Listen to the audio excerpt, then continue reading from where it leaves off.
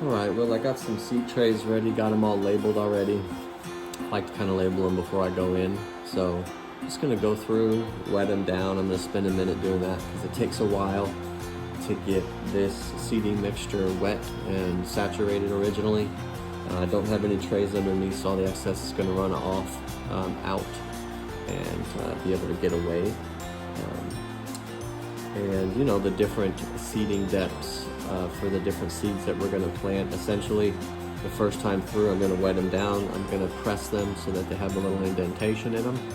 And then I'm gonna go back through and cover them to the degree to reach that seeding depth the closest I possibly can. I don't get super crazy about it, but you know, different seeds don't like to be buried, some need sun, so you have to keep that in mind as you do this. So I'm gonna go through and wet everything down, then I'm gonna press them just with the bottom of one of these trays. Then I'm gonna go through and drop seeds in each of those individual indentations. And then we're gonna wet them down again and put any soil on top that is gonna get us that seeding depth that we're looking for. There we go.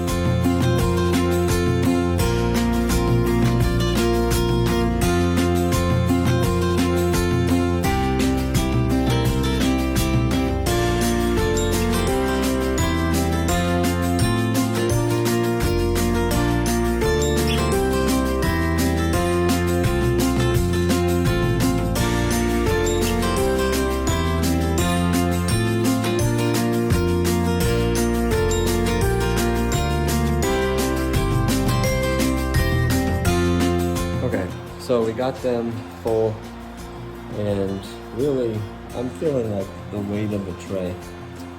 I want to feel a completely saturated tray, and that's kind of what I'm going for here. And pretty well,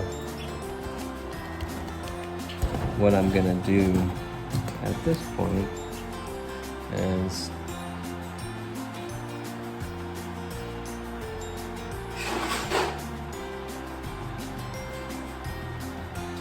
and you don't really have to do this, I just like it.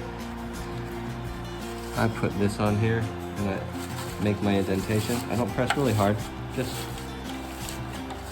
a little bit. Just want to make my indentation.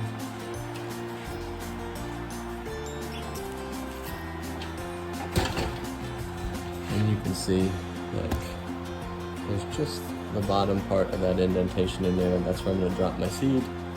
Kind of draws my eye on where to look when I'm double checking to be sure I got my seed in there. So I'm gonna go through and seed everything, press them, seed them, and then we'll sprinkle the right covering over the top and just water it one more time real quick. But it does take a fair amount of water to get everything saturated the first time, and then keeping up with it's really simple.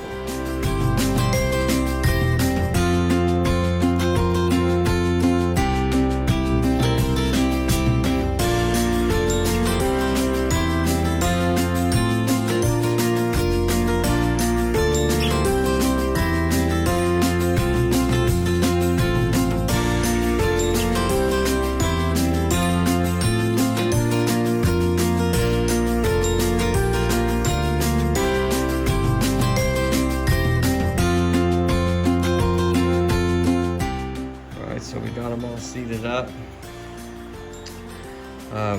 I covered the cucumbers mostly, pickling cucumbers. They like the most covering, so you can see they're the most level, but like these tomatoes still got a bit of indentation in them. And then the other side here is basil and lavender, and they don't like a lot of covering at all. So I just drop the seed in, and as I water it, it just gives it just a little bit of covering. And that seems to work pretty well. So that's pretty much my process. Like I said, there's probably 1,000 different ways to do it, but it seems to be working pretty well. So you can see the production over here doing really well.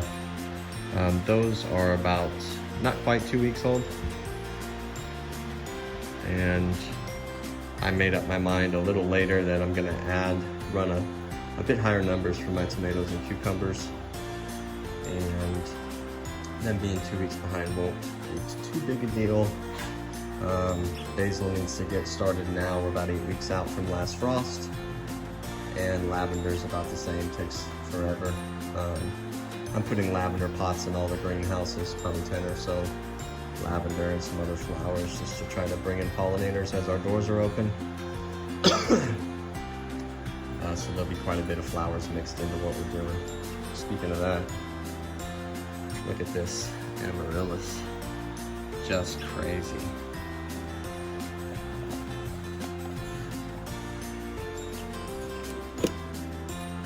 These, let me just see a good idea how big it is. That's my hand. All right, well that's my seeding process. And we'll have this room full. This is actually a grow out room. So as these get bigger and they hit their 3-inch pots, they'll get grown out on these tables if we need to move them. If we could just keep them in here the whole time, that's great, but I think we're gonna have to get them out of these cells here in the next week or so. And we'll have about 4 weeks or so in the 3 inches.